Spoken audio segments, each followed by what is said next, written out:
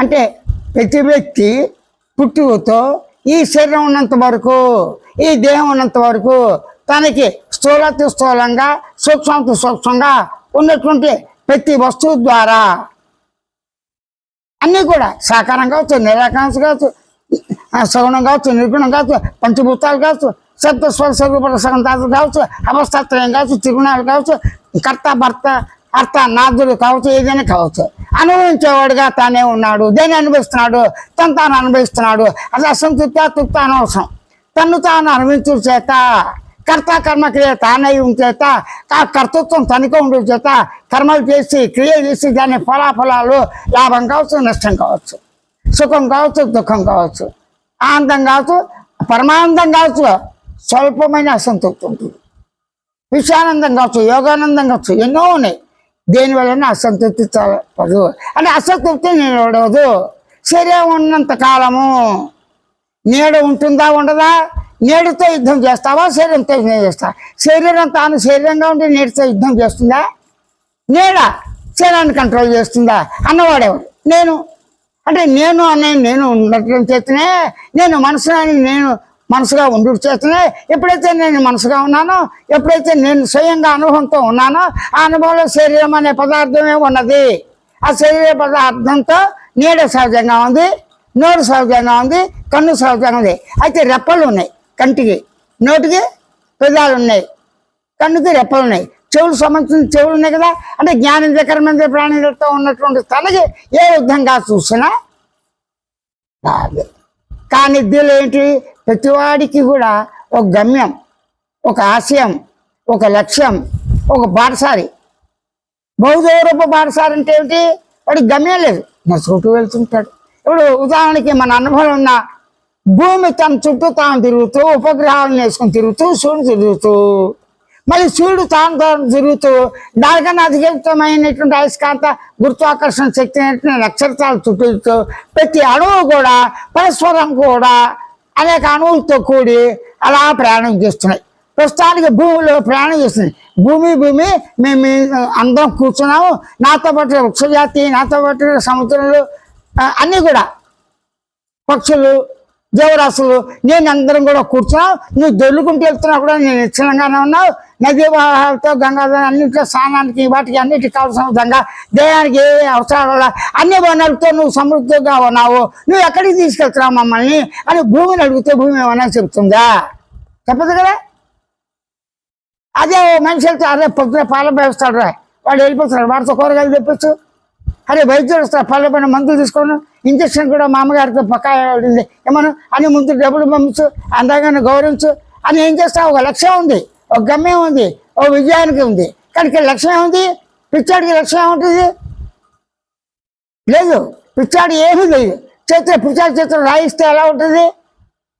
వాడిని కొట్టుకుంటాడు, ఇతరులే కొడతాడు. పిచ్చి కుక్క ఏంటి? తను ఖర్చుకుంటుంది ఇతరుని. ఆ త్రాసులో కూడా ఒక టైం లెవెల్ వచ్చిన తర్వాత తన యొక్క టోకన్ తానే ఖర్చుకుంటుంది. అలాగే కాటేస్తుంది. దాని స్వభావం, దాని స్వరూపం మొత్తం అదే. దీన్ని బట్టి నీకేమర్థమైంది? పిచ్చాడిగా ఉన్నా, వెర్రాడిగా ఉన్నా తాను మాత్రం తన అనుభూతిలో తన వంశాన్ని మాత్రమే, తన వంశం అంటే పాము వంశాన్ని, జంతువుల వంశాన్ని, మానవుడు వంశాన్ని సృష్టిస్తున్నాడు. అప్పుడు సృష్టికర్త ప్రసక్తి ఇక్కడ ఎందుకు? ఉండొచ్చు, అందరూ అంగీకరించగా. సృష్టికర్తలు అంగీకరించినప్పుడు నీలో ఉండే సృష్టి సర్వవ్యాపకంగా ఉన్న పరమాత్మను అని చెప్పి పరమాత్మను అందించారు. కొందరు అంగీకరిస్తారు, కొందరు. కాబట్టి ఎవరు అంగీకరించారు కదా. ప్రశ్న ఏంటి? ఎవరికి వారి అసంతృప్తి, ఎవరికి వారికి మనస్సు అసంతృప్తి, దేహం అసంతృప్తి, ఎన్ని రకాల విజయాలు సాధించిన సర్వం కూడా తానుగా ఉన్నా, తాను సర్వంగా అయినా అసంతృప్తి. అసంతృప్తి కారణం ఎందుకు? ఆ కార్యకారణం తానే కదా. ఆ కార్యకారణం అసంతృప్తి వల్ల తృప్తి రావట్లేదా? తృప్తి తర్వాత అసంతృప్తి అవుతుందా? కానీ ప్రశ్న వేసుకుంటే ఆ ప్రశ్న వేసిన వాడు ప్రశ్న వేయకుండా ఉన్న స్థితిలో, అనుకోకుండా ఉన్న స్థితిలో, ఆలోచించకుండా ఉన్న స్థితిలో, తలంచకుండా ఉన్న స్థితిలో, సంకల్పం తేలిన స్థితిలో, భావించకుండా భావలేని స్థితిలో, అనుకోకుండా అనుకునే స్థితిలో తాను ఉన్నాడు. తాదాయిపోయింటే కలిసి పోతాడు. ఏమీ లేదు. ఓ మనుషుడు ఎంతో ఇష్టంగా ఆకలిని తింటూ తన్మయితం తింటుంటే పక్క వాళ్ళని చూడు, వాడు ఇష్ట ప్రకారంగా ఇష్టం వచ్చి తినేస్తాడు. ఆ ఇష్టాలతో ఒక్కొక్కటి నవ్వుతో మెల్లగా తింటాడు, 3 గంటలు తింటాడు. పక్కా చేశారా అరే 19 అంటే వీళ్ళు ఎవరైనా పెట్టి తనలో నవ్వుకుంటూ తను చేస్తుంటాడు. అది వెర్రాలు చేస్తాడు. వెర్రాడు అంటే కాదే పనిచులే సంబంధం అందరికీ ఉంటుంది కదా. కాబట్టి ఏంటి తాదాప్యము. తాదాప్యం అంటే తన ఒంటిని మర్చిపోయి కేవలం మనసుతో వేరుస్తూ ఆ మనసు ఏ వస్తువుతోనైనా ఏ మనిషితోనైనా ఏ సంగతితోనైనా అది మంచి కావచ్చు చెడు కావచ్చు సత్కరం కావచ్చు దుష్కరం కావచ్చు దానిలో తాదాప్యం పొంది అవలోకం చేస్తుంటాడు తనలో తాను ఊహలతో. ఆ ఊహలతో జీవిస్తాడు. అంటే ప్రతివాడు జీవించేది ఊహలతోనే. ఊహ అంటే ఏంటి సంకల్పం. ఊహ అంటే కల్పిస్తాం. కల్పిస్తే ఎప్పుడు ఉన్నదా లేదా ఉన్నదంటే ఉంది లేదంటే లేదు. వాడు ఊహ చేశాడు కల్పన తీర్చాడు. ఇంకోటి ఊహ చేశాడు నిజమైంది. అప్పుడు కల్పిస్తావా లేకపోతే నిజమా? కాబట్టి సత్యం కావచ్చు అసత్యం కావచ్చు సత్యం కావచ్చు చెప్పడం లేదు. కాబట్టి ఊహ అనేది ఎవరికి ఉంది? నేననే మనసుకు ఉంది. దేహాన్ని ఊహించలేదు. దేహం ఎలా తయారైంది? ఈ దేహం నాకు ఎప్పుడు ప్రవర్తించింది? అమ్మా నాన్న వల్ల వచ్చిందా? అమ్మా నాన్నకి ఎలా వచ్చింది? మూలాలు వచ్చింది ఎవరు చెప్పలేరు కదా.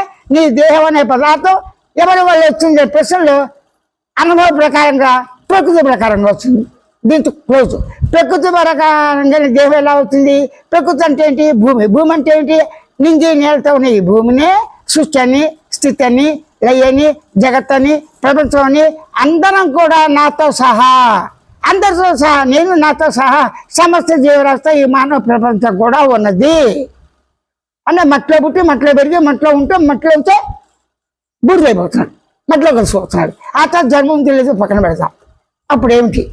అసంతృప్తిగా తను పెంచిన వృక్షాలు కూలిపోతాయి. తను పెంచిన వాళ్ళు అన్ని ఏ విధంగా వాళ్ళు చచ్చిపోతే నీకు సంబంధం ఏంటి? పక్కాడు నెత్తిపోతే నీ నెత్తి అనుభవం రాదుగా. పక్కాడు కళ్ళు ఉంటే నీ కళ అనుభవం రావాలని ఏమీ లేదుగా. పక్కాడు ఏడుస్తా నువ్వు ఏడుస్తావా? పక్కాడు నవ్వుతా నవ్వుతావా? అసలు రెండో వస్తువు ఉందా లేదా? నేను రెండో వస్తువు అవుతుందా కాదా? అవుతుంది. ఎలా అవుతుంది? నేనున్నాను నాకు మాత్రమే తెలుసు అన్నాడు. నేనున్నాను బంధ నాకు మాత్రం తెలుసు అంటాడు ఏంటి? అంటే నాకు నాది. ఆ నాకు నాది ఒకటా రెండా? నేను శబ్దం నేనే చేస్తున్నాను. నా శబ్దాన్ని నేను అనుభవిస్తాను. అంటే నా అంటే ఏంటి? రాను నాదిలోకి వచ్చేసి నాది వచ్చినప్పుడు శరీరం నాది, దేహం నాది, భార్య పిల్లలు నా వాళ్ళు, ఆస్తులు నావి, నా భారతదేశం మొత్తం ఈ ప్రపంచం కూడా విశ్వశాంతి నేను కోరుకుంటున్నాను. లోక సమస్యలు నాకు అందరూ ప్రజలు క్షేమంగా ఉండాలి. ఆహారం లేకుండా ఉండకూడదు. అందరూ చక్కగా ఉండాలి. సుఖ దుఃఖాలు లేకుండా శాస్త్రంగా ఉండాలని తాను కోరుకున్నా జరగలేదు. తనకే గతి లేనప్పుడు తానే ఒక్కడికే నేను నాది చిన్న వ్యవహారం నేను నాది భావన నేను నాది అనే భావన వీడికి అసంతృప్త. సమదృష్టి వాళ్ళు కూడా వస్తుందిగా. కాబట్టి మనం చెప్పలేదు. పరిమిత దృష్టి అయినా అపరిమిత దృష్టి అయినా అసంతృప్తి తప్పదని చెప్పి ఆ అసంతృప్తి దేని వచ్చి కాన వెతకదు. ఊరకు ఉండు.